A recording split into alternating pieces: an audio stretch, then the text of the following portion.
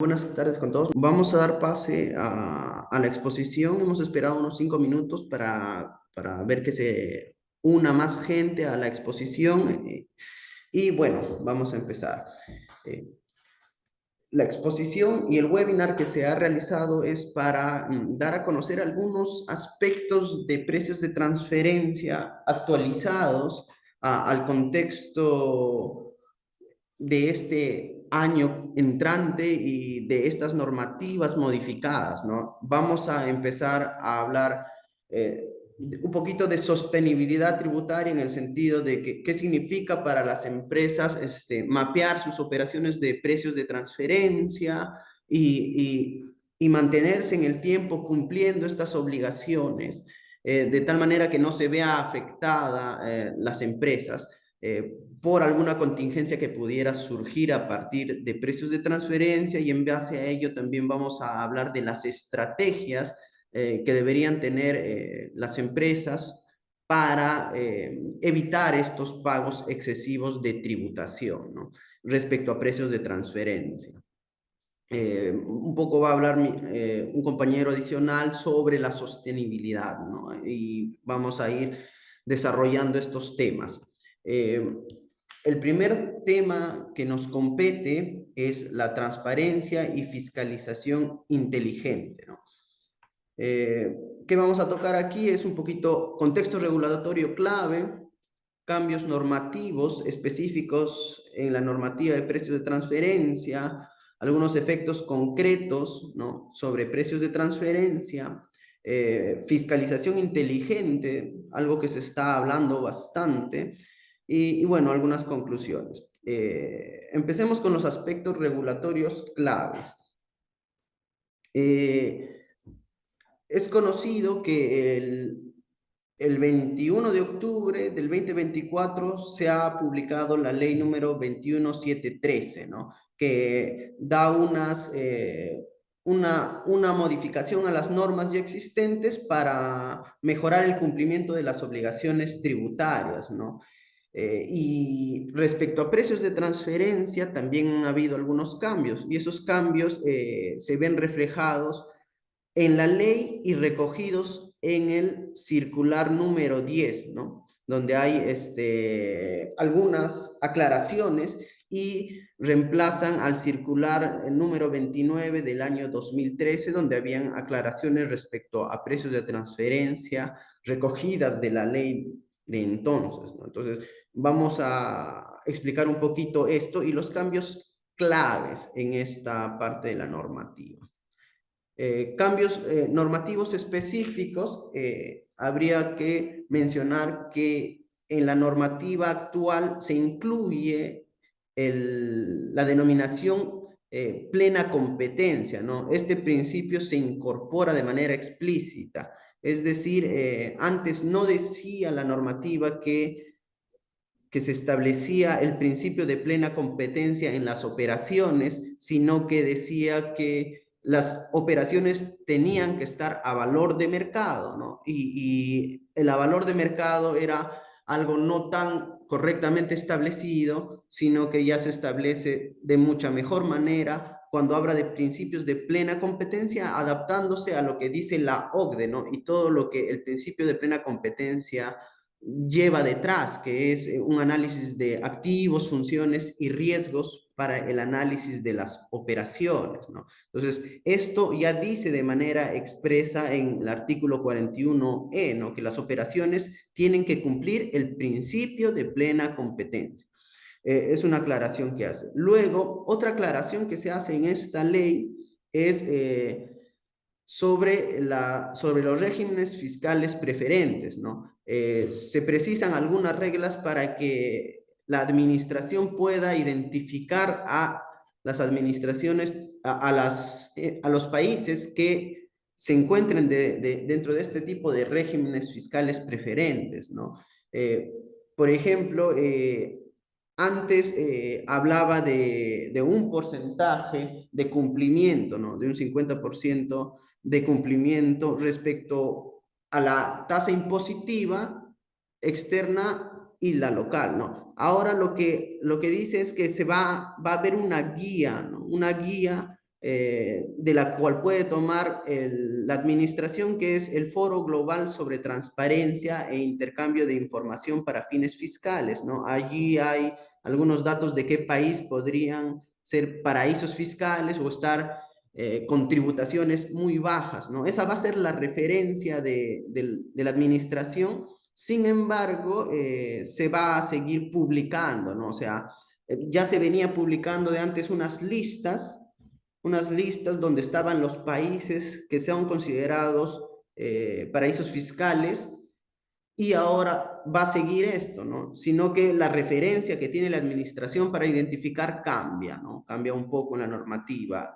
Bueno, aquí aclarar, por ejemplo, un pequeño comentario, para este 2025, Bolivia va a ser considerado como paraíso fiscal, ¿no? Entonces, las empresas que tengan operaciones con Bolivia van a tener que ser reportadas, ¿no? Pese a no tener otro tipo de vinculación que pudiera ser por accionistas o por socios en común, o que una empresa sea dueña de la otra, ¿no? Entonces va a añadirse Bolivia, y eso hay que tenerlo bien mapeado, porque años previos en la lista que emitía la administración no se encontraba Bolivia, ¿no?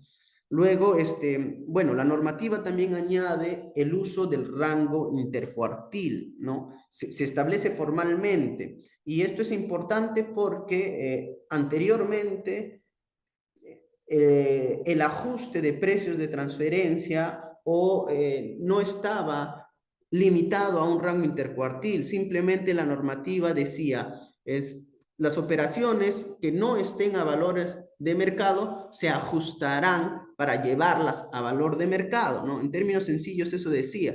Pero si no estableces qué es lo que se considera valores de mercado o no das parámetros, entonces queda un poco al aire. Si tú tienes un rango o una cantidad de márgenes, tú podrías utilizar el mínimo o el máximo valor de todo el rango que tengas para decir que es un valor de mercado, ¿no? Entonces, ahora, en cambio, la normativa dice que se tendrá que utilizar un rango intercuartil, ¿no? Y el rango intercuartil se divide entre un mínimo, un primer cuartil, una mediana, un tercer cuartil y un máximo. Entonces tiene que estar las operaciones o los márgenes entre el primer y el tercer cuartil, ¿no? También la normativa habla del ajuste que haría la autoridad tributaria.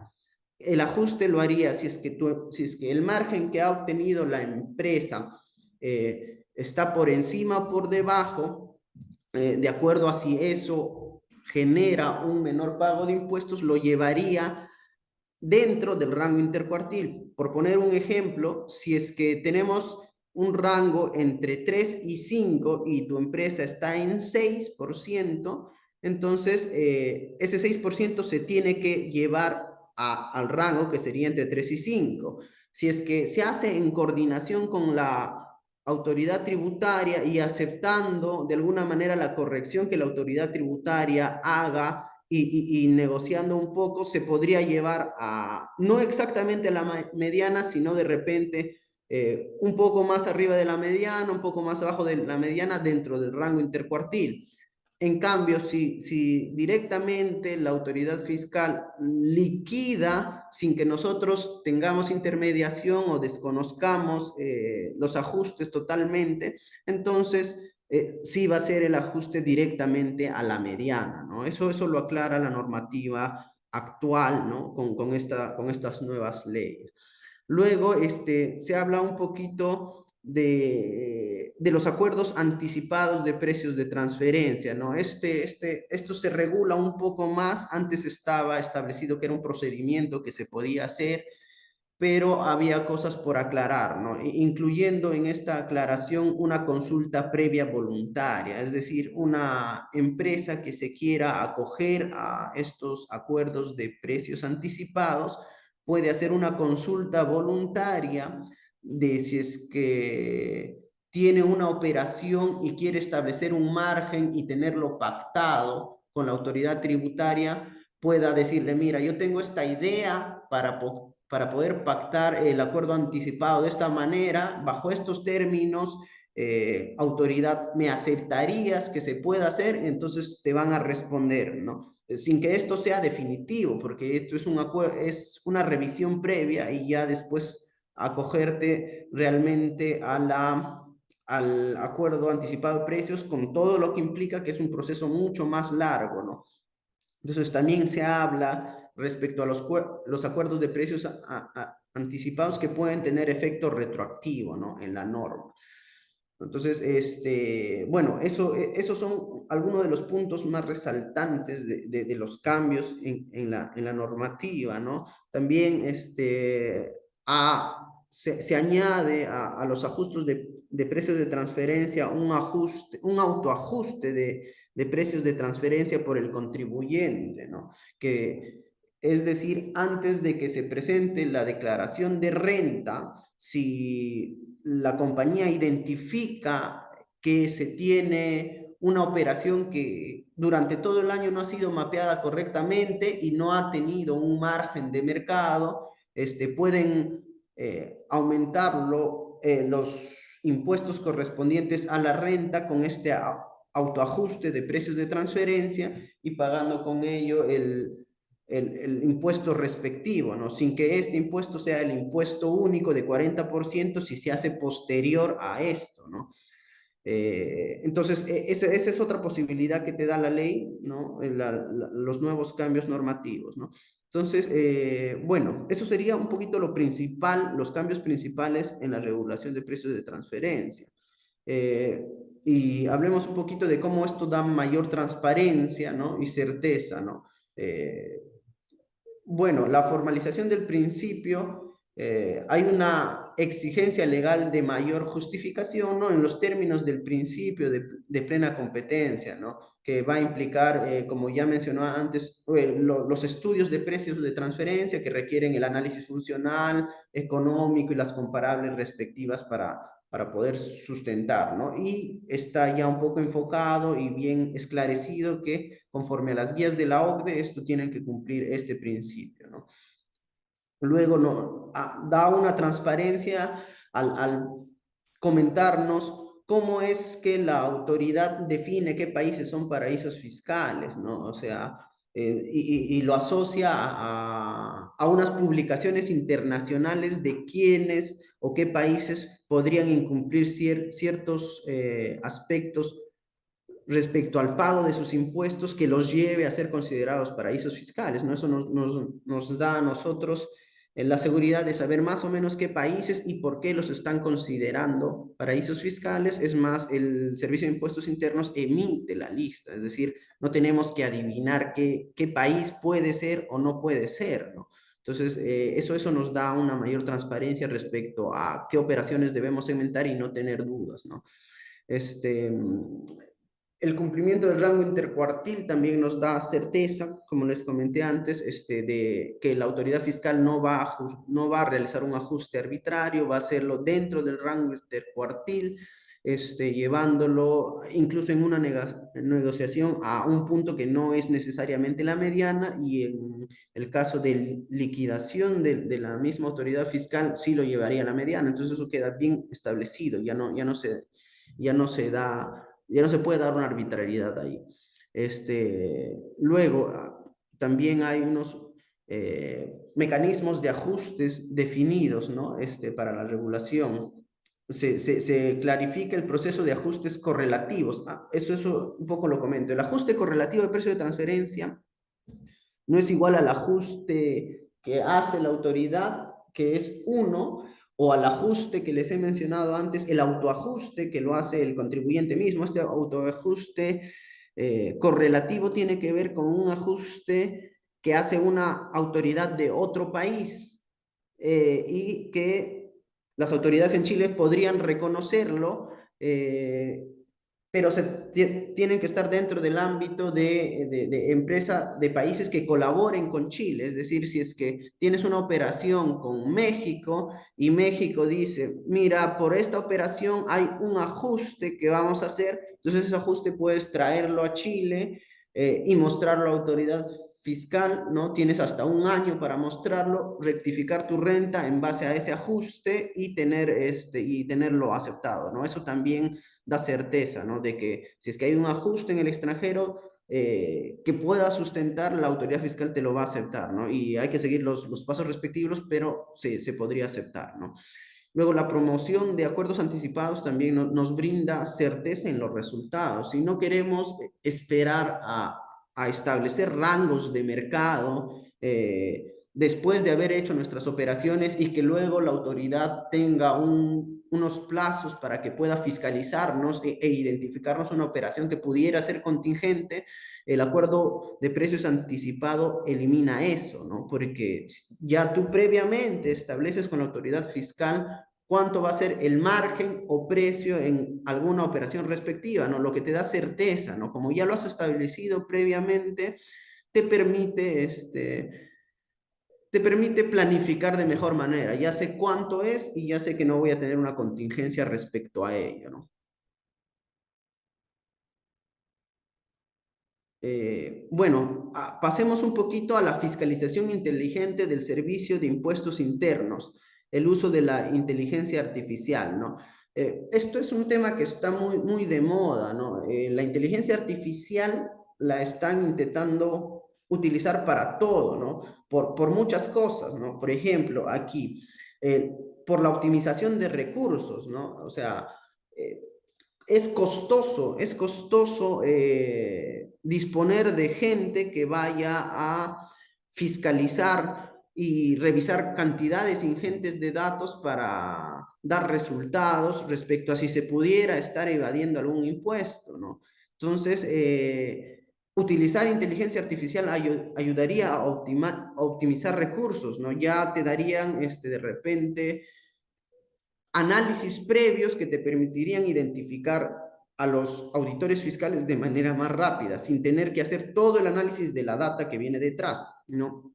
Luego, otra cosa, para el humano es un poco más difícil trabajar en el análisis de mucha información que lo puede hacer mucho más rápido la inteligencia artificial, ¿no? A la inteligencia artificial se le facilita ser consistente, ¿no? Esa consistencia no siempre existe en el humano, ¿no? No es consistente y no es riguroso. A veces puede cambiar esa consistencia en alguna medida, ¿no? Entonces, esa eficiencia analítica la tiene la inteligencia artificial, ¿no?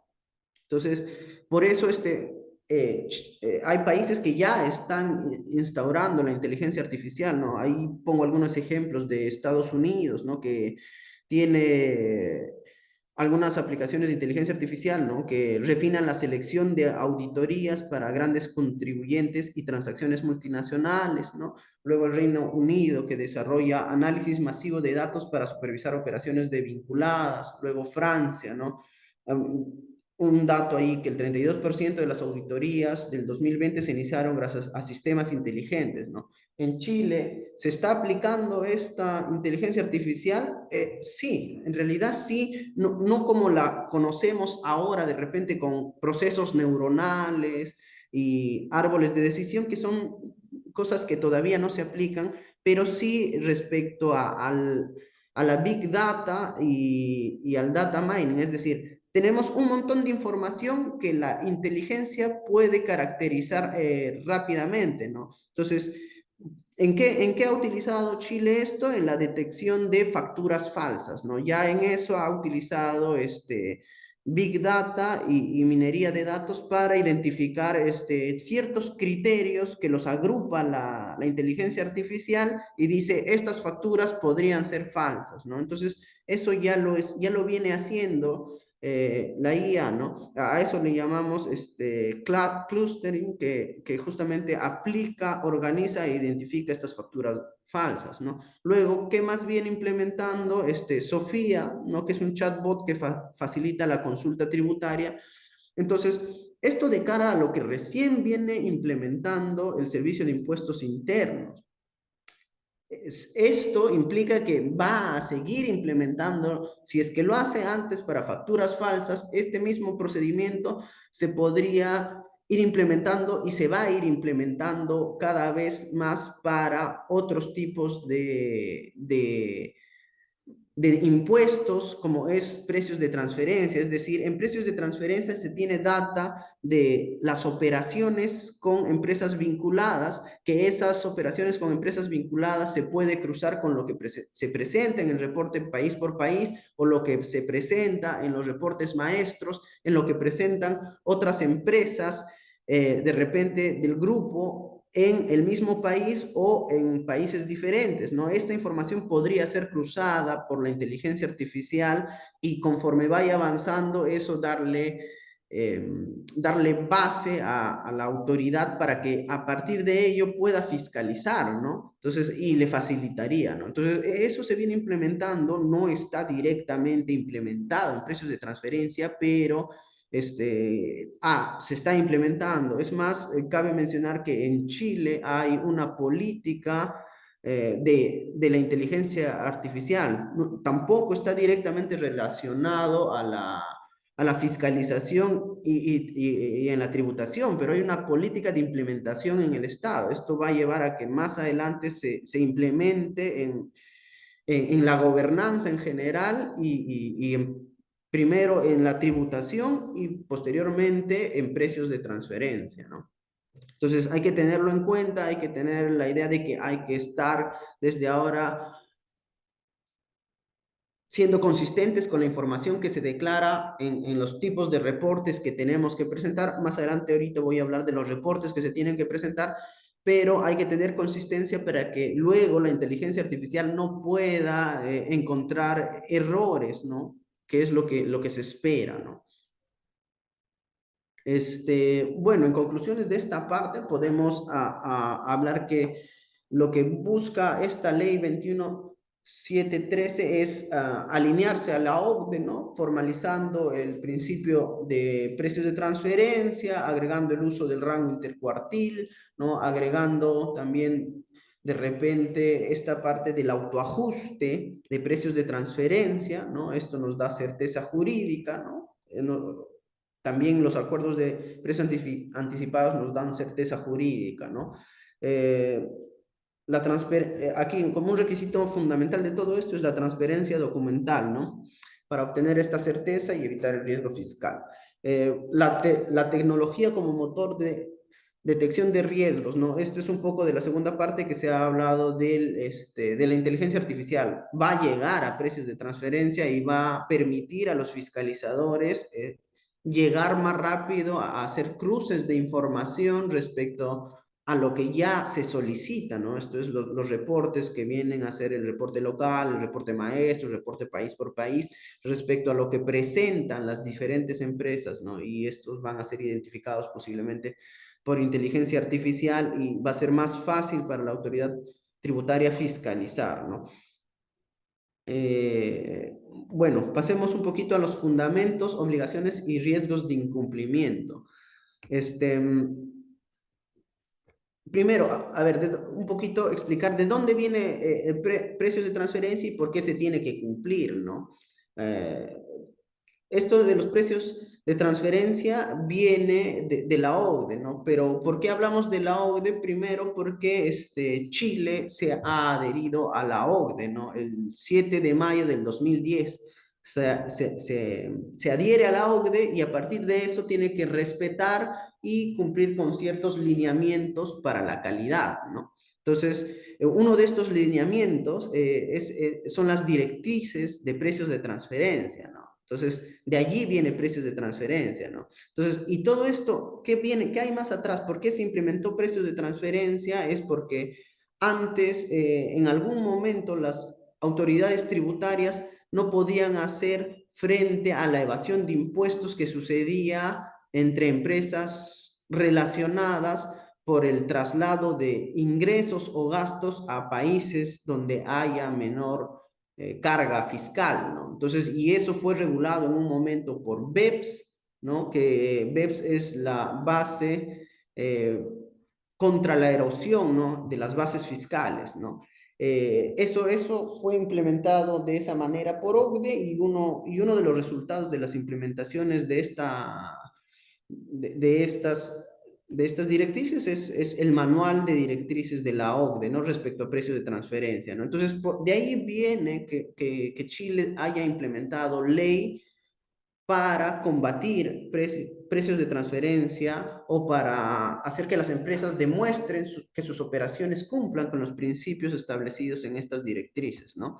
Entonces, pasemos un poquito al régimen de cumplimiento y a las obligaciones que tienen, ¿no? Estos son los cuatro declaraciones formales.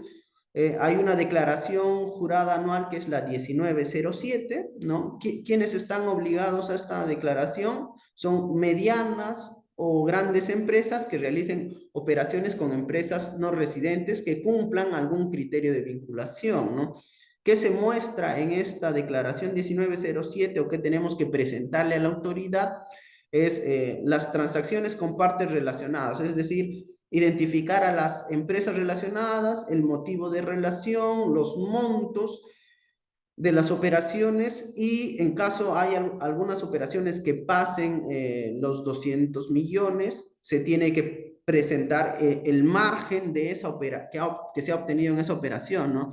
Eso es lo que se presenta, sin embargo, siempre la declaración 1907 tiene que estar sustentada con un informe que tiene que mostrar que las operaciones están a valor de mercado en caso la autoridad fiscal lo solicite, ¿no? Entonces, el límite básico para presentar esta obligación 1907 es que las operaciones con no residentes que excedan los 500 millones, ¿no? Luego, ¿cuándo vence? Bueno, venía venciendo el último día hábil de junio, sin embargo, actualmente existe una prórroga automática de 3 meses y se puede solicitar una prórroga única adicional de 3 meses, ¿no? Luego, el siguiente formulario a presentar es el formulario 1937, que es un reporte país por país, ¿no? Que al final esto es un reporte un poco más pequeño, ¿no? Que tiene montos específicos que te pide respecto a las operaciones de las empresas a nivel general, ¿no? Del grupo multinacional, ¿no? ¿Quién lo presenta o quién está obligado o cómo estarían obligados en Chile si es que en Chile está la matriz o la sustituta, la que la matriz haya designado para presentar específicamente este estudio, ¿no? Y que sus ingresos consolidados del grupo económico multinacional, ¿no? Consolidados superen los 750 millones de euros, ¿no? Solo si superan esos 750 millones estarían obligados a presentar este reporte país por país. Los vencimientos son los mismos que la declaración 1907. El archivo maestro, quienes están obligados a este archivo maestro, también son las entidades matrices o sustitutas del grupo multinacional, ¿no? Residentes en Chile. Y nuevamente acá aplica el criterio de que las operaciones consolidadas del grupo deberían superar 750 millones de euros, ¿no? Luego, finalmente, la declaración la declaración jurada del 1951, que es el archivo local, nos pide información sobre las operaciones de precios de transferencia de la entidad chilena, ¿no? Esto aplica a las empresas que, en primer lugar, declaren ya la 1907, o sea, con las restricciones que implica la 1907, que adicionalmente tengan operaciones con 200 millones y que la matriz haya presentado el CBC, ¿no? O sea, si la matriz ha presentado el CBC y además tienes operaciones mayores a 200 millones, ya estás obligado a esto. ¿Qué se presenta aquí? Se presenta el sustento solo respecto de esas operaciones que han superado el umbral. Sin embargo, escapan a ese umbral de estas operaciones las operaciones de financiamiento, ¿no? Las operaciones de financiamiento sí se tienen que declarar obligatoriamente, incluso aunque no excedan este umbral de 200 millones por tipo de operación o por operación, ¿no? Entonces, estas son en general, los archivos que tiene que presentar cada empresa respecto a sus obligaciones de precios de transferencia, hay que tenerlo muy en cuenta, ¿no? Igual vamos a compartirles de repente el archivo para que ustedes lo tengan mapeado y puedan utilizar este archivo y identificar si cumple, ¿no? Luego de esto vamos a mostrar un poquito las multas, ¿no? A las que estarían sujetos de no cumplir con estas obligaciones mencionadas, ¿no? Las multas son de 10 a 50 unidades tributarias anuales, ¿no? El límite máximo de estas multas son entre el 15% del capital propio tributario o el 5% del capital efectivo, ¿no?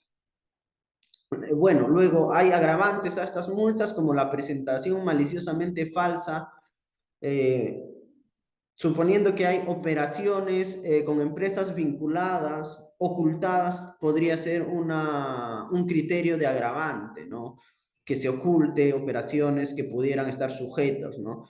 Este, para evitar esto, estas multas, también porque es por plazo de presentación, si uno no presenta en plazo, uno podría pedir prórrogas, ¿no? Para tener tiempo de presentar los informes y no estar sujeto a estas multas, ¿no? Luego hay que tener en cuenta aquí un poquito más ya en el impacto de los ajustes de precios. Si es que hay una operación que no está a precios de mercado y eso se detecta después de la declaración de renta o le detecta la autoridad, no paga el impuesto que le correspondería a las empresas, grandes o medianas empresas, sino el ajuste de estos precios de transferencia pagaría el impuesto del 40% respecto al monto ajustado, ¿no? Entonces, eso hay que tenerlo en cuenta, por eso es importante reconocer los ajustes antes de hacer la declaración de renta en lo posible, ¿no? Y básicamente estos son un poquito, un resumen de las multas que se tendrían, ¿no? Por precios de transferencia, por no presentar algunas de las declaraciones o presentarlas extemporáneamente, ¿no?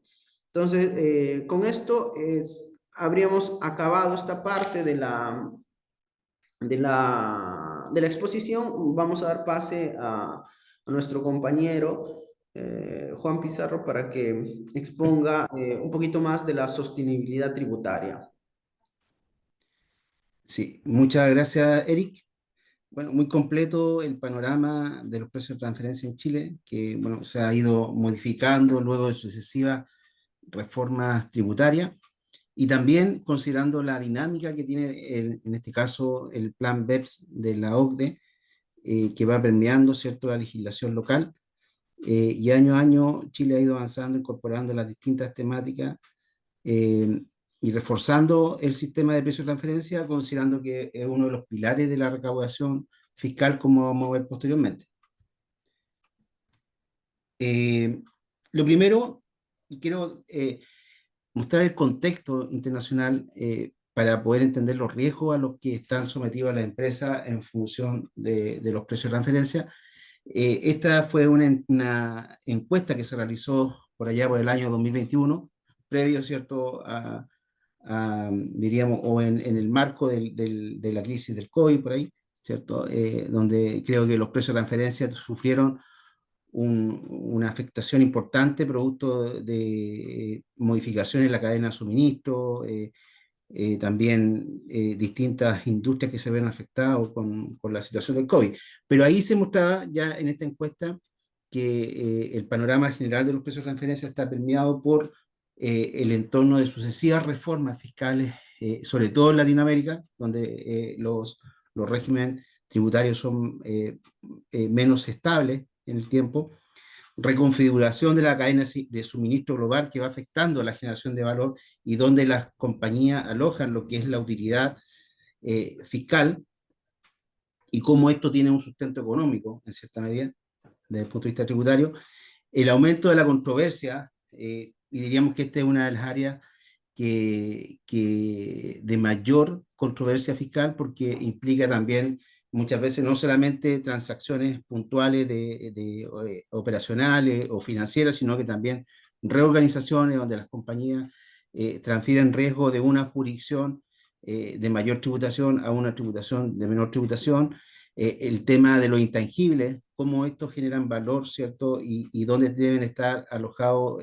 la generación de valor de estos intangibles a nivel de las distintas entidades y jurisdicciones, y la transformación digital que también va generando, diríamos, una dinámica bastante, eh, diríamos, bastante diríamos, bastante dinámica en términos de lo que ha generado cambio.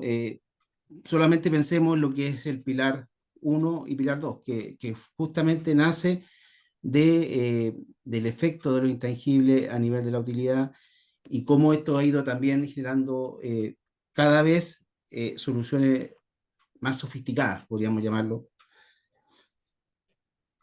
Eh, y acá las conclusiones de esta encuesta muestran que el 65% de los encuestados dicen que esperan un número de autoridades superiores en precio de transferencia. Y creo que esto queda bastante graficado en Chile, porque cuando uno ve el plan de cumplimiento tributario, diríamos que el foco en los grupos empresariales y sobre todo grupos multinacionales es un foco especial, ¿cierto? De ahí viene, o de ahí la autoridad fiscal busca obtener gran parte de la recaudación fiscal con acciones como los precios de referencia, como fortalecer lo que es el mecanismo de la norma general intrusiva o fiscalizaciones puntuales a grupos empresariales, son mecanismos de alta recaudación, finalmente. También se indica que el 58% considera que la legislación sobre precios de transferencia está eh, en evolución, ¿no es cierto?, y una prioridad para las autoridades fiscales. Y esto lo vimos puntualmente en la última ley de cumplimiento tributario a través de los cambios que explicó Eric, que fueron, diríamos, una de las áreas importantes en términos de modificaciones a nivel del sistema tributario.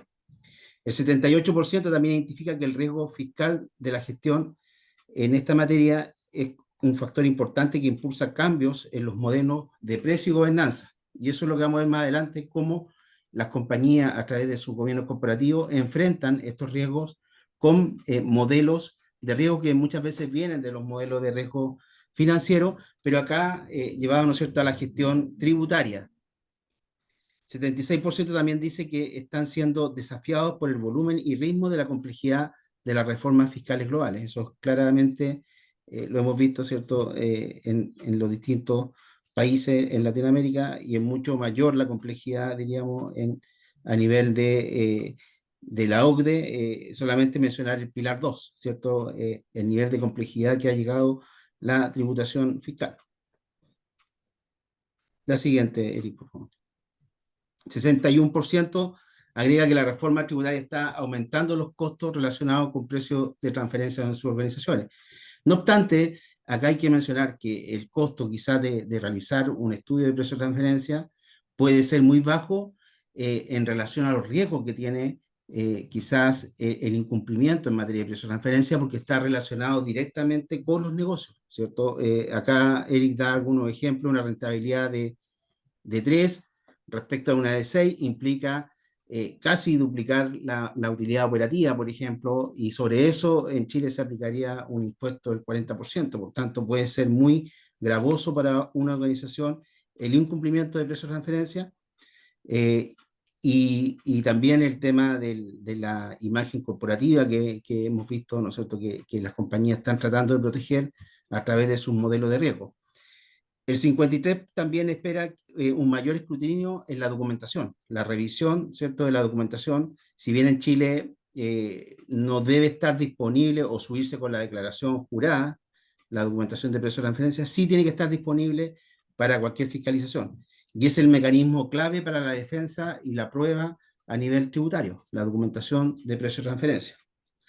El 48% también anticipa auditorías más rigurosas en general, ¿cierto? Y acá en Chile, si uno ve la última circular, la circular 10, ¿cierto?, de precios de transferencia, que acogió los cambios de la ley 21.713, incorpora de plano muchas materias de la directriz de la OCDE, como el análisis de riesgos activos, ¿cierto?, que tienen que llevar a cabo las compañías y de funciones también, ¿cierto?, que tiene que ser mucho más riguroso y definiciones mucho más alineadas con el principio de plena competencia, es decir, hay mayor precisión en ciertas materias, porque lo que está buscando la autoridad es tener, diríamos, mayor alineación con lo que es la tendencia internacional en la materia.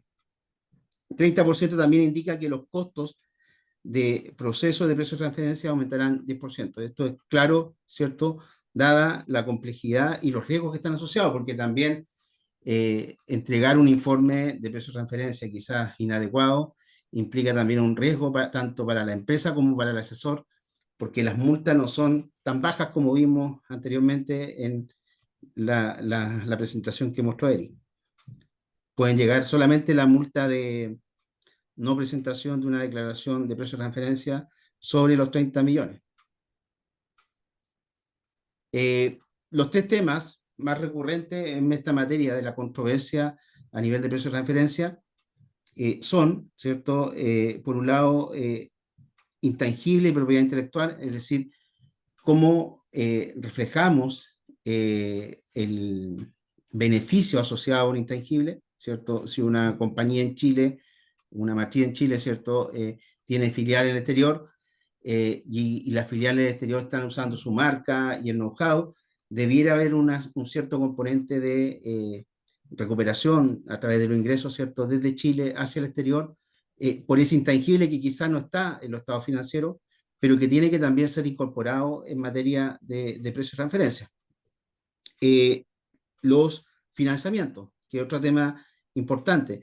Y acá no son solamente los financiamientos explícitos, como puede ser un crédito de una matriz a la filial o de la filial a la matriz, sino que también son las cuentas corrientes mercantiles que normalmente comienzan a acumular saldo y que pueden ser consideradas incluso financiamiento implícito, ¿cierto? Y que tienen que tener tasas de mercado acordes con el principio de plena competencia. También tenemos que fundamentar esos tipos de operaciones. Y las más recurrentes, precios de transferencia en productos y servicios. ¿Ya? Productos y servicios de distintas industrias, por tanto, la rentabilidad asociada va a ser un tema de estudio bien detallado a nivel del informe de precios de transferencia y por eso hay toda una estructura de lo que denominamos el análisis funcional en esta materia, ¿cierto? De la estrategia, de los segmentos de negocio, cómo se genera el valor, de la cadena de suministro, de las distintas temáticas que permiten poder identificar cuál es la rentabilidad correcta para un determinado tipo de negocio. La siguiente, por favor. Según el plan de cumplimiento en Chile, y estas son algunas cifras del plan de cumplimiento año tributario 2024, hay cerca de 5.000 contribuyentes con remesa al exterior, ¿cierto? Que representan en torno al 11% del Producto Interno Bruto. Ya en la actualidad es casi 50% de la operación en el exterior, es decir, ha aumentado bastante. 5.000 contribuyentes, casi un 30% de los grandes contribuyentes en Chile, por tanto es una temática bastante importante. 546, el 10%, también tienen operaciones en jurisdicciones de baja tributación. Y la remesa al exterior, operaciones con el extranjero, ¿cierto? Ya representan 113.697 al año 2000, 136.000, sí, casi 115 millones de dólares, bueno, 115.000 millones de dólares, esa es la cifra, que es como casi un tercio del Producto Interno Bruto, 26.651 contribuyentes que han sacado remesa al exterior. Es decir, son todos indicadores que la autoridad fiscal tiene lo que denomina el radar de las operaciones internacionales. Es decir, de ahí ellos van identificando aquellas segmentos, industrias que tienen que fiscalizar productos de precio de transferencia a través de todos estos movimientos de operaciones internacionales, remesa al exterior, inversión en el exterior, viceversa, ¿cierto? Desde el exterior a Chile, operaciones en paraísos fiscales, son todos mecanismos, diríamos, de que la autoridad fiscal va incorporando en su panel de riesgo, ¿cierto? Junto a otra información que no sé si tú la mencionaste, Eric, la de J1913, de caracterización global, que responde a la acción 12 de BEPS, también es un perfil de riesgo que la autoridad fiscal captura ahí por junio, ¿cierto?, de cada año, en donde pide información de las reorganizaciones, de cuánto es el porcentaje de las transacciones intercompany respecto al EBITDA, etcétera. Incluso temas de sostenibilidad, para ir generando su perfil de riesgo y cómo la autoridad fiscal genera el mecanismo de gestión de riesgo finalmente. Ya. Finalmente, bueno, este plan de cumplimiento tributario, y acá esto es lo que dice textual el plan de gestión de cumplimiento tributario, dice, la estrategia para controlar el cumplimiento de las multinacionales diseñada por el Servicio Impuesto Interno se alinea con la práctica internacional.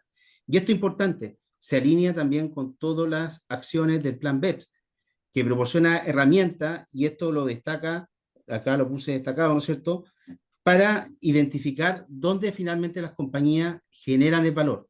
Acá hay un foco especial, ¿cierto?, en los mecanismos de fiscalización de la autoridad fiscal, de modo de identificar cómo las distintas empresas van identificando la rentabilidad en función del riesgo, ¿cierto? Hay casos bastante emblemáticos en Chile donde sociedades se han ido a instalar al exterior, ¿cierto? Pero los riesgos quedaron en Chile. Por tanto, si los riesgos quedan en Chile, finalmente la rentabilidad debiera estar en el país, en Chile, y muchas veces trasladan la utilidad completa o en forma importante a otras jurisdicciones de menor valor. Entonces, ahí hay un tema que finalmente está monitoreando la autoridad fiscal, cuál es la relación entre la rentabilidad de los negocios y los riesgos asociados, ¿cierto? En tanto en operaciones puntuales de compra-venta de bienes y servicios, en reorganizaciones empresariales, en, en financiamiento, etcétera.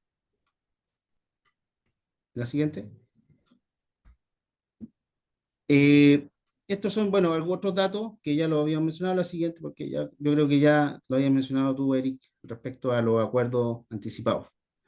Sí. Según el catálogo de esquemas tributarios, y esto es importante, acá hay pocos casos, deben haber más de 80 casos en el catálogo de esquemas tributarios de norma general tributiva, pero acá encontré algunos puntuales respecto a situaciones que en su base indica que se ven afectados la normativa de precio de transferencia.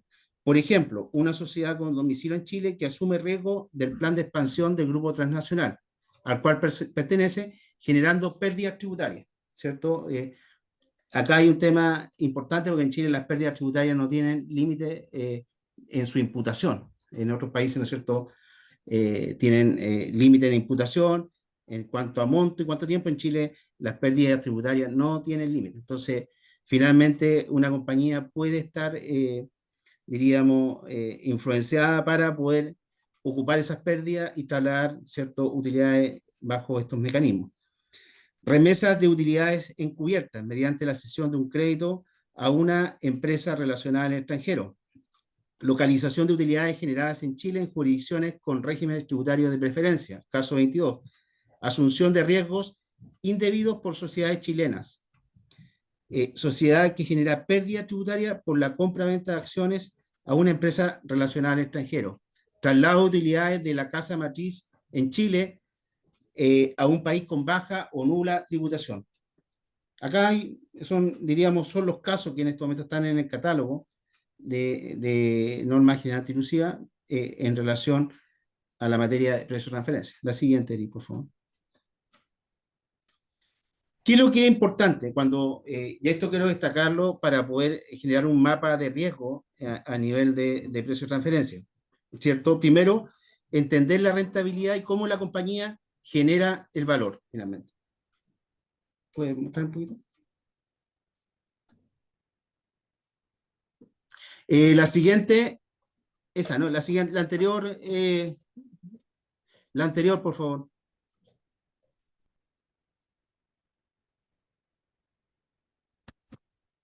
La anterior, esa. Comprender la rentabilidad, ¿cierto? Y dónde se genera el valor. ¿Qué es lo importante acá?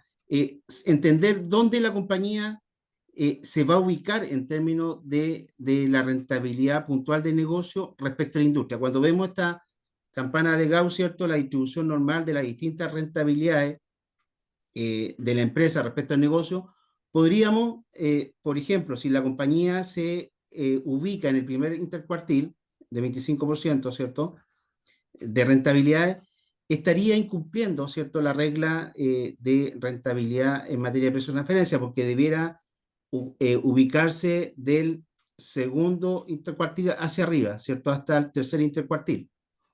Eh, si estuviera en este rango, ¿cierto?, en el primer intercuartil, y ahí reforzando lo que indicó Eric, el ajuste de la autoridad fiscal sería la mediana, ¿cierto?, acá al medio, ¿cierto?, de esta campana de Gauss. Por tanto, podría ser bastante alto el riesgo. Por tanto, lo que debe hacer la compañía, ¿cierto? Si no va a realizar un estudio de precio de transferencia completo, probablemente tiene que hacer un estudio puntual, al menos de las rentabilidades que está generando el negocio, para entender dónde finalmente está ubicado. ¿Ya? Si está ubicado, ¿cierto?, en esta zona, claramente es una zona de alto riesgo en materia fiscal. Debiera estar ubicado en una zona más cercana a la mediana, y en la medida que está más cercano al primer intercuartil, diríamos, está en una zona de mediano riesgo, pero debiera acercarse a la mediana para tener, diríamos, una cobertura fiscal en términos de su riesgo en materia de rentabilidad. La siguiente, Eric. Y esto es importante entender que finalmente, dependiendo de la industria, va a ser distinta la rentabilidad, y por tanto entender en qué industria estoy, ¿cierto? Y en qué industria específica puedo yo estar identificado, ¿cierto? Porque acá tenemos, por ejemplo, papel y forestal, pero también está el área de packaging, ¿cierto? Todo lo que es fabricación de envases de papel, que es distinto a papel y forestal. Pero también, ¿cierto?, tenemos algunos que son distribuidores y otros productores y distribuidores. Es decir, entender bien el negocio, dónde está la rentabilidad de mi negocio, va a ser clave. Acá, en el caso de retail también, fíjense que son distintas las rentabilidades: retail de automóviles, distribución, retail general, y vamos a ver si es mayorista o minorista, también va a ser distinto. Y de ahí la importancia de tener un análisis funcional acabado para poder entender la rentabilidad del negocio, porque eso finalmente, ¿qué nos va a permitir? La siguiente, Eric, por favor. Esto es en función del marco de control fiscal que propone la autoridad fiscal en Australia a los contribuyentes, donde ya a nivel de industrias como la industria de distribución farmacéutica, distribución de automóviles, distribución electrónica en general, ha clasificado, ¿cierto?, distintos niveles de rentabilidad por industria en función de sus bases de datos, ¿cierto?, internas, e indica aquellos rangos en que están en una zona de alto riesgo, de bajo riesgo y de alto riesgo, ¿cierto? La zona verde, la zona acá se ve verde más claro, ¿cierto? Y la zona roja de alto riesgo, cuando la rentabilidad está muy por bajo el mercado, ¿cierto?, sobre esta distribución normal. Es importante porque esta información la autoridad fiscal en Australia la publica, el contribuyente ve su rentabilidad y va a saber de inmediato si está en la zona de alto riesgo o de bajo riesgo, ¿cierto? Si está en la zona de alto riesgo, claramente está expuesto a una fiscalización. En Chile, la autoridad fiscal, en una de las presentaciones que realizó en el Colegio de Contadores, ya mencionó este modelo. Es decir, probablemente en los próximos años lo va a incorporar ya más en forma explícita, pero internamente ellos trabajan con este modelo.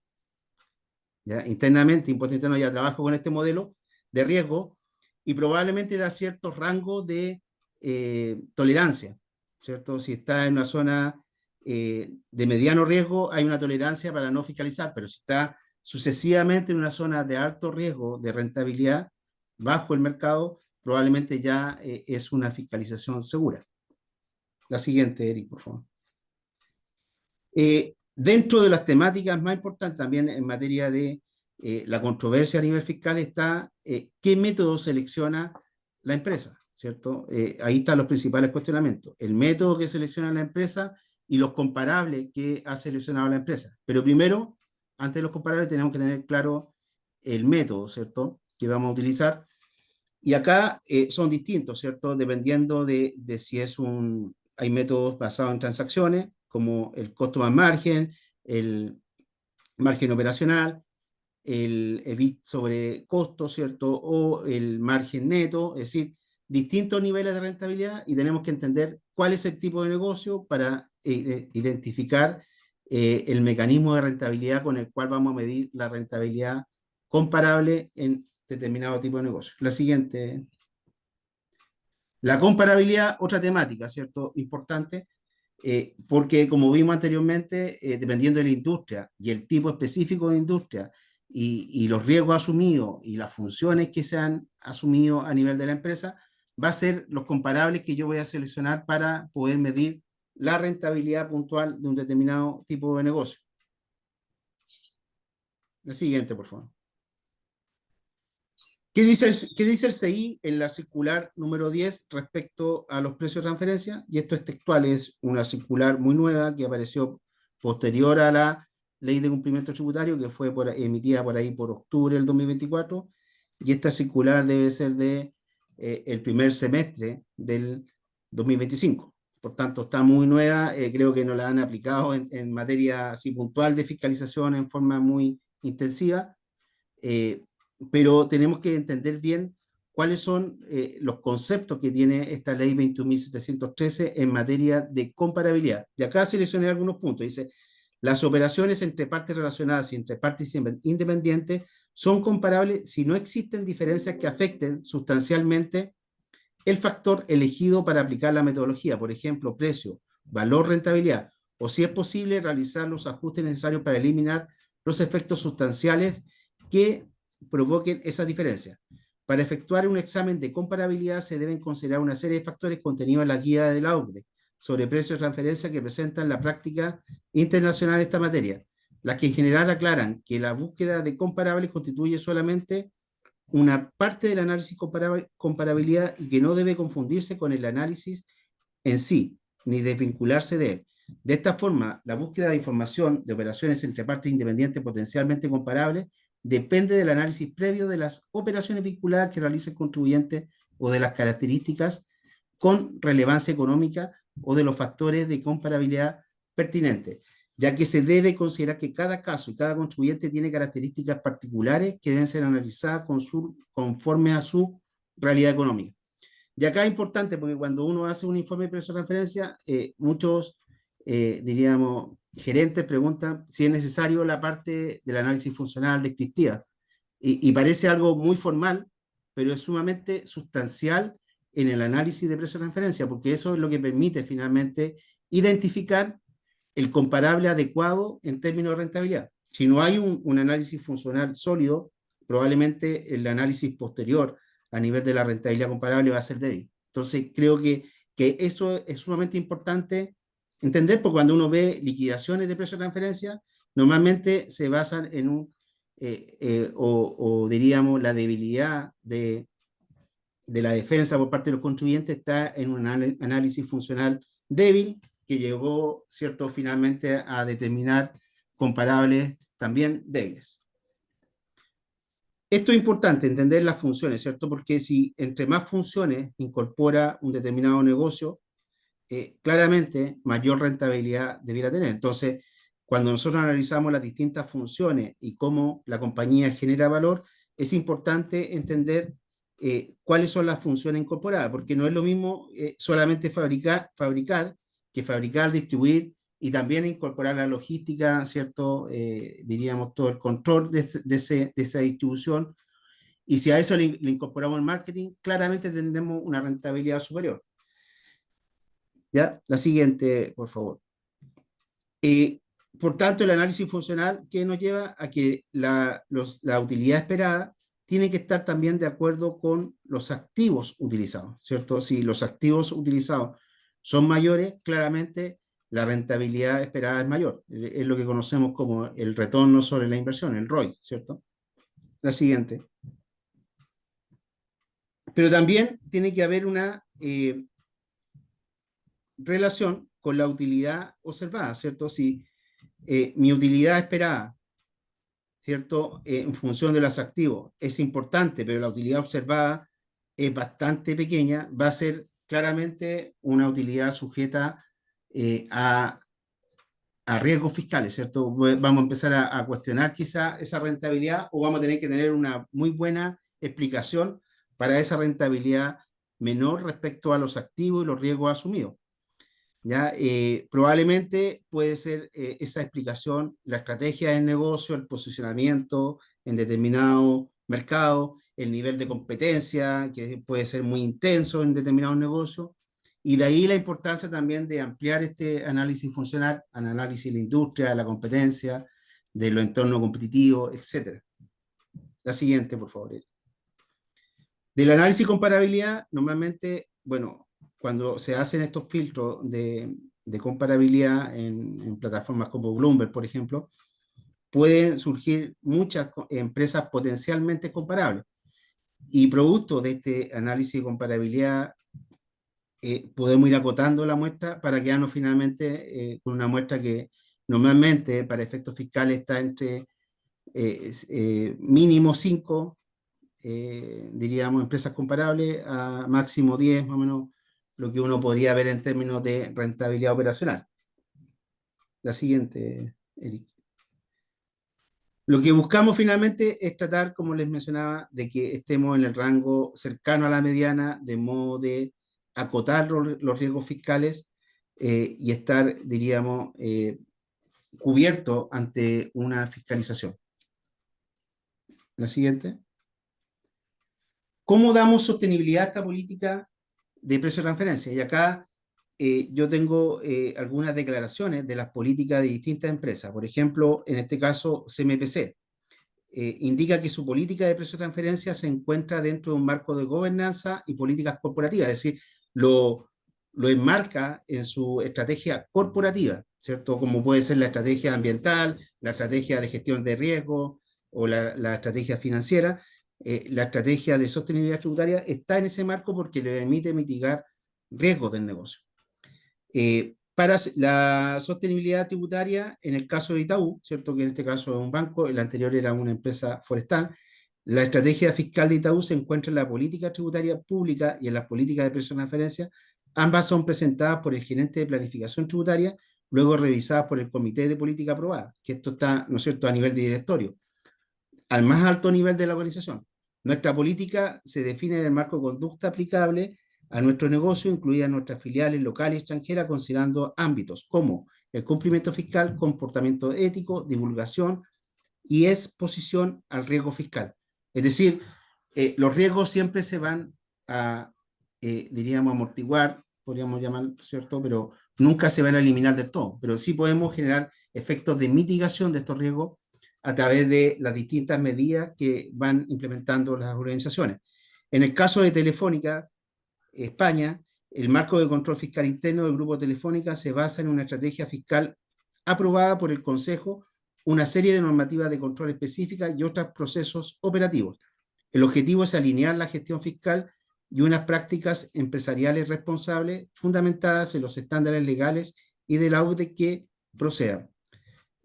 Telefónica está comprometida, dice, con el cumplimiento de las líneas directrices de la OCDE para empresas multinacionales, sobre todo el marco de control fiscal, que vamos a ver posteriormente qué es lo que es ese marco de control fiscal.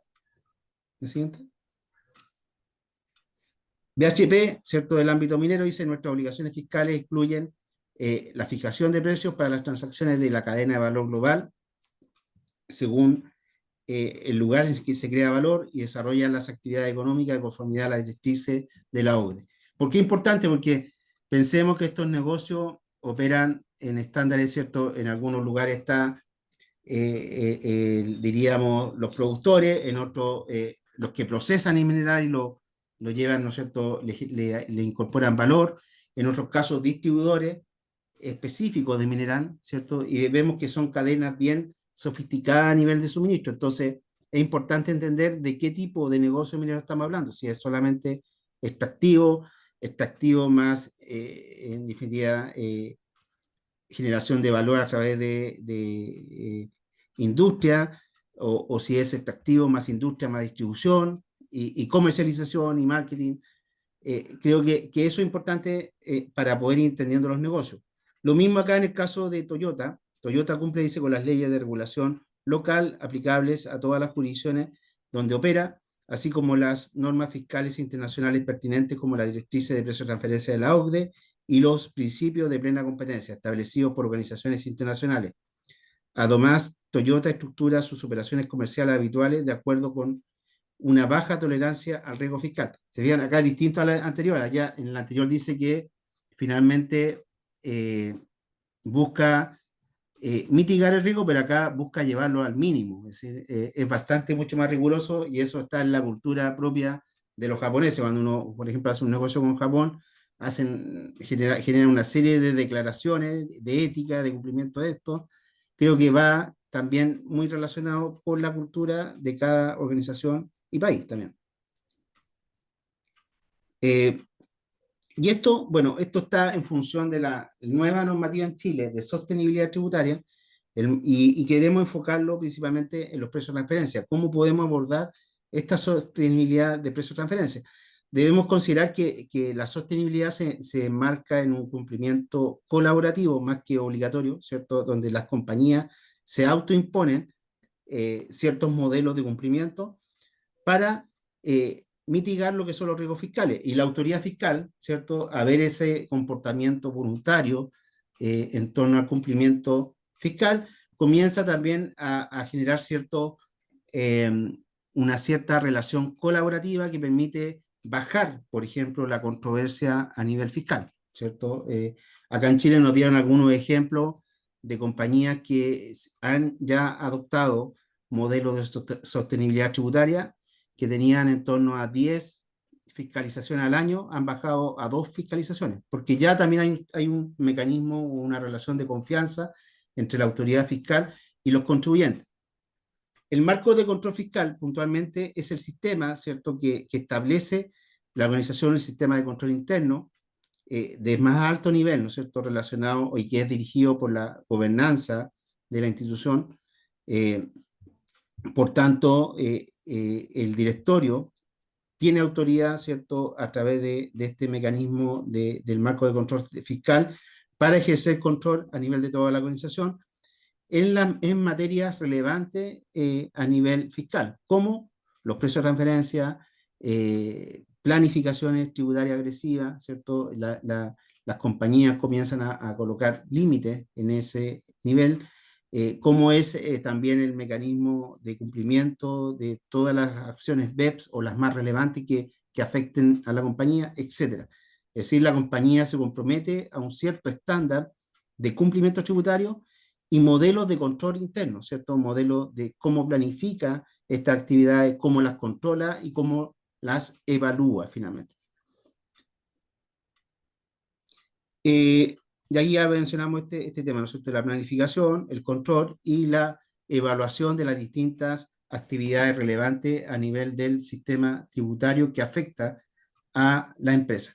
Y quiero en la siguiente lámina referirme principalmente a aquellos riesgos en materia de precios de transferencia, que podrían ser como luces de alerta, ¿cierto? Que la compañía tiene que tener un mapa de riesgo, ¿cierto? Todo este marco de control fiscal tiene que ir amarrado con lo que es un mapa de riesgos fiscales, en este caso puntual, precio de transferencia, impuestos directos, ¿cierto? Impuestos a la renta, pero también tiene que tener mapeado lo que son los impuestos al IVA, ¿cierto? Todos los impuestos indirectos y otros tipos de impuestos.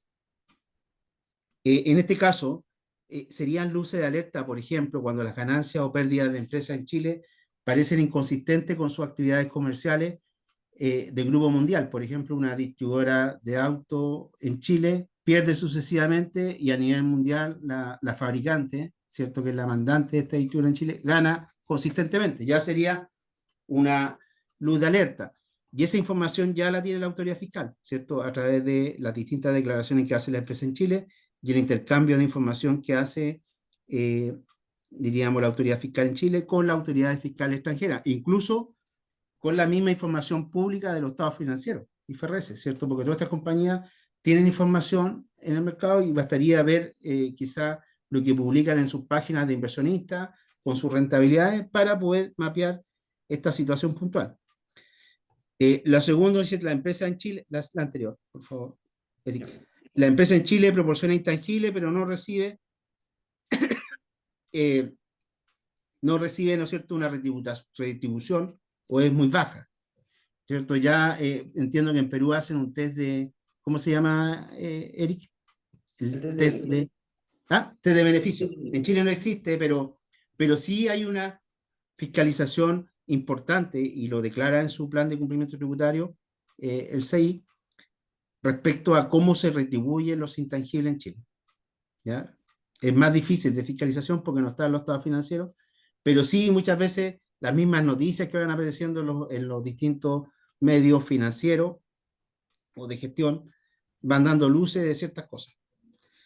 El endeudamiento parece desproporcionado o elevado en relación a los fondos de los accionistas, ¿cierto? Y estos son solamente viendo la relación de los estados financieros o esta declaración 1913 que yo les mencionaba, que tiene ciertos indicadores, como indicadores financieros, que revelan las compañías, que si se escapan a ciertos parámetros que tiene la autoridad fiscal, ya va a arrojar, ¿no es cierto?, un indicador de luz de alerta. Por ejemplo, si las transacciones con intercompany son muy elevadas y son todas probablemente de financiamiento y no hay un ingreso por intereses financieros a nivel de los estados financieros, ya es una luz de alerta. Los intereses parecen altos en relación a la capacidad de la empresa para pagar la deuda con su ganancia operativa. Acá, claramente, eso como lo podemos ver con la relación eh, gasto financiero en relación al EBIT, al resultado operacional, por ejemplo. Ya toda esa información la autoridad fiscal la tiene en Chile. Acá también se pide que las compañías entreguen todo lo que son sus estados financieros a través de la declaración 1926 de balance, y ahí va toda la información y va segmentada por tipo diríamos, de clasificación contable. Entonces ya la autoridad fiscal tiene los mecanismos para ir obteniendo ciertos ratios que le van entregando alerta respecto al cumplimiento de precios de transferencia. La siguiente, Eric. Las transacciones no parecen tener sentido comercial. Por ejemplo, inserción sin fines comerciales aparentes de una nueva sociedad holding en el grupo, ¿cierto? Es decir, la sustancia económica, que es lo que está también revisando la autoridad fiscal, que finalmente lo que acá va mostrando es en el catálogo de norma general inclusiva ciertas situaciones que la autoridad fiscal está revisando en sus distintas fiscalizaciones. Ya en Chile se incorporó también el mecanismo de fiscalización a nivel de grupos empresariales. Es decir, la autoridad fiscal ahora puede tener la facultad de fiscalizar a un grupo empresarial en forma conjunta. Es decir, no tiene que ser distintas jurisdicciones a nivel de Chile para fiscalizar a un mismo grupo empresarial. Se puede fiscalizar a un grupo en su conjunto. Y eso, claramente, yo diría que si uno fuera fiscalizador, lo primero que estuviera revisando son las operaciones intercompany, porque son las que tienen muchas veces mayor cuantía a nivel de los balances de las compañías de un holding. Operaciones con partes relacionadas en territorios de baja tributación. También muestra un indicador de alto riesgo. Adquisición de un grupo en Chile por parte de una firma de capital privado que dependerá de una fuente de financiación de deuda externa. Hechos relevantes que están entregando a las compañías de los estados financieros. También va mostrando ciertos indicadores eh, importantes. Por ejemplo, una empresa que en Chile quiebra o se va a vender, ¿no es cierto? Y en el mundo le va muy bien. Extraño. Entonces ya ahí tenemos información, diríamos, por parte de la autoridad fiscal que está mirando para generar sus fiscalizaciones de precios de transferencia. La siguiente, Eric, por favor. Qué importante finalmente que la misma compañía tenga este mapa de riesgo, es decir, ya sabe cuáles son más o menos los indicadores, que tenga ciertos indicadores y ratios, ciertos eh, políticas establecidas que permitan ir mitigando estos riesgos. Por ejemplo, las cuentas corrientes mercantiles ya es una luz de alerta a nivel fiscal, ¿cierto? Porque tiene que cumplir ciertos parámetros para que sea considerada cuenta corriente mercantil, que tenga débito, crédito, que tenga una liquidación anual, ¿cierto? Pero cuando hay solamente débito y se empieza a generar, por ejemplo, un financiamiento implícito, uno debiera cuestionarse qué tipo de interés debiera estipular en esa cuenta corriente mercantil. ¿Ya? Los préstamos, ¿cierto? Muchas veces acá los movimientos en cuenta corriente intercompany se entregan, ¿cierto? Son financiamiento implícito, no hay diríamos, una documentación a nivel de un contrato con pago de los impuestos timbre, estampilla, etcétera. Eh, y probablemente también hay un riesgo fiscal importante, ¿cierto? Si no están cobrados esos intereses a nivel de estas empresas relacionadas. Creo que eso es importante entender para poder tener una visión completa de lo que es el panorama de precios de transferencia en Chile, pero también entender cómo podemos enfrentar estos riesgos en un, diríamos, en un entorno fiscal que es cada vez más desafiante, pero también que tiene ciertas oportunidades. Por ejemplo, desde mi punto de vista, la sostenibilidad tributaria es una oportunidad para las empresas de ordenarse y fijarse metas de autocumplimiento interno, porque claramente eh, uno podría subirse al régimen que está proponiendo la autoridad fiscal, pero también la compañía podría implementar la sostenibilidad en forma voluntaria, ¿cierto? Para ir viendo cómo está su nivel de cumplimiento y en algún momento, cuando ya se sienta segura, con confianza, puede subirse posteriormente al mecanismo que ya tiene instaurado la autoridad fiscal, que tiene ya más, un poquito más de estructura, porque hay que tener cierto nivel de transparencia en la información, revelaciones, eh, comunicaciones constantes con la autoridad fiscal, pero creo que todo este modelo puede ir perfeccionándose en el tiempo. Eric, eso por mi parte, Eric.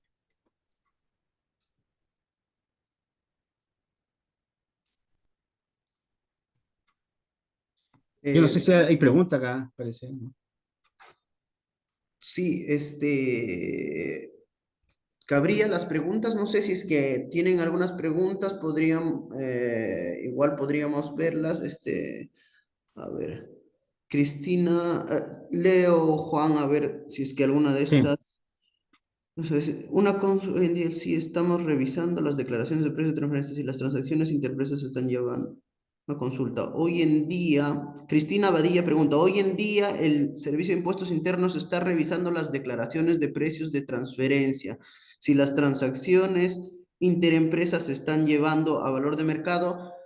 Cristina, allí sí, o sea, todas las empresas que cumplen los criterios mencionados tienen que presentar una declaración, ¿no? Entonces, dependiendo del monto de las operaciones y de si la empresa es grande o pequeña, tienes que presentar una declaración y el Servicio de Impuestos Internos viene revisando y corroborando, sobre todo si es que hay algunos de los esquemas de riesgos que mencionó Juan, ¿no? Entonces, si tienes alguno de estos esquemas, es muy probable que fiscalicen, que ahonden en operaciones con empresas vinculadas. Si es que no los tienen, de repente no va a ser rápida la fiscalización, pero se puede dar, ¿no? Entonces hay que ir anticipándose.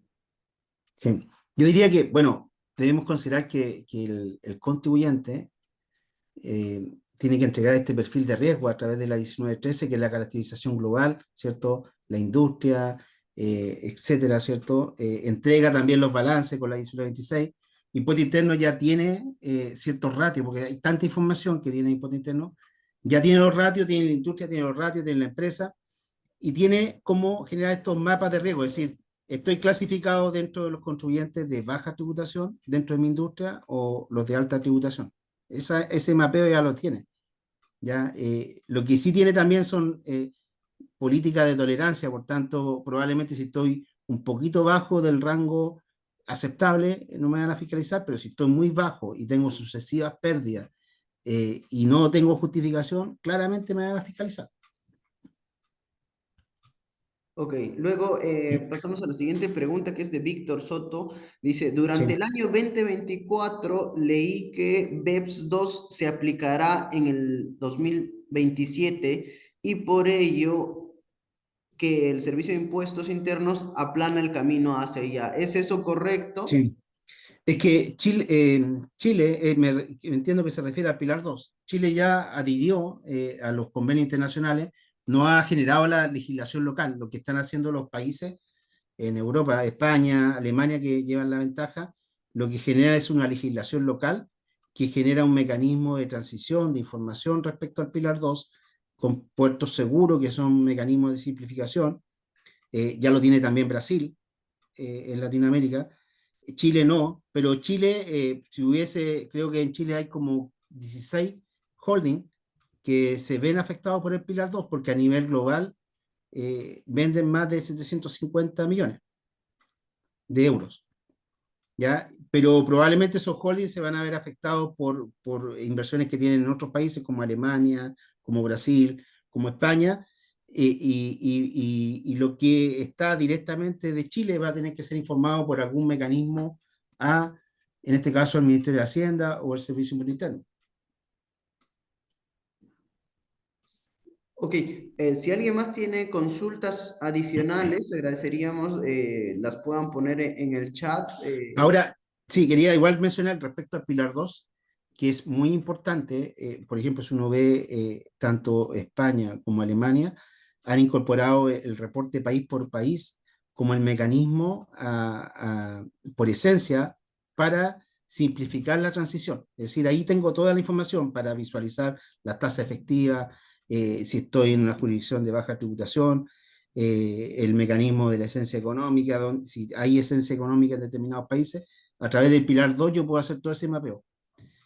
Porque diríamos que las normas GLOB que van a los estados financieros y son mucho más complejas, requieren mucho más tiempo de implementación, pero a través del reporte país por país se puede generar una muy buena simplificación y Chile ha acogido este reporte en forma plena a través de la acción 13 de BEPS y por tanto creo que en ese punto Chile está bastante avanzado, en el punto del, me refiero al del reporte país por país, que es la información base para este análisis. Ok, en todo caso, si no hay más preguntas, con ello estaríamos dando por finalizada este webinar. Les agradeceríamos igual unirse, se están haciendo otros webinars respecto a otros países para dar a conocer un poquito la normativa, las actualizaciones y eso, ¿no? Gracias por mi parte, gracias Juan por tu presentación también.